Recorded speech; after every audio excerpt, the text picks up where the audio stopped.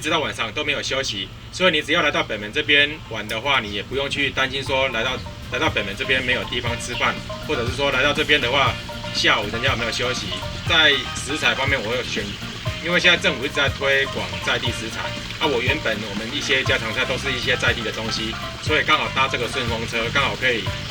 做我们当地一些农渔特产，而且有一些吃得到的地方，我们这边有在贩售。所以妈妈就会在门口这边顺便卖一些伴手礼这样子。所以最特色的餐点，我们是那个虱目鱼的风味餐，因为虱目鱼我们就把那个鱼刺，虱目鱼有很多鱼刺，我们就把它拔光光，然后呢让大人小孩子来吃也都 OK。房子都已经废弃，甚至已经闲置好多年都没有人住了。然后呢，就是外面开始越来越多人，他们有看。有远见，发觉到这个村子的观光未来应该会很有潜力，所以他们就想来这边收购这里的土地。我们就会发觉到说，如果继续这样子，虽然外面的人价格都出得很不错，可是村民他们会渐渐的被赶走，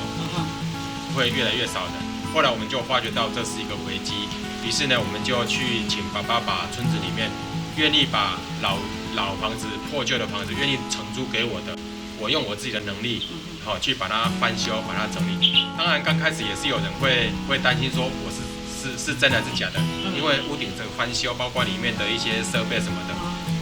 那个都要一些费用。是啊。他们会怀疑，所以呢，就一间一间，就慢慢的带动整个村子。有很多人，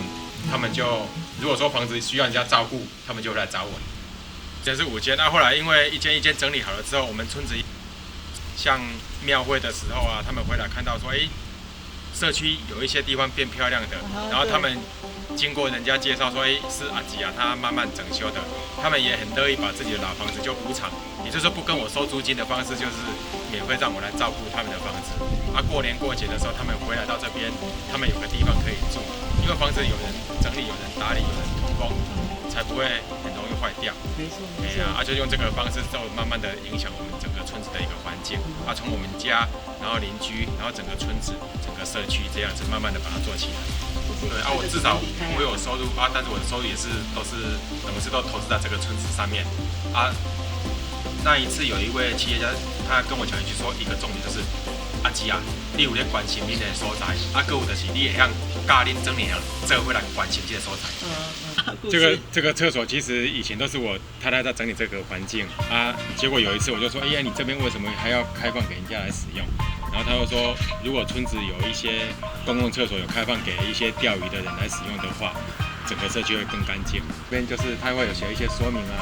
或者是如果厕所没有怎样的，就是可以打电话联络我们。然后如果单车的话，这边有打气的，做一些友善的一些可以服务游客的，这样大家就会觉得我们这个村庄、这个社区除了环境漂亮，人也是都很友善的。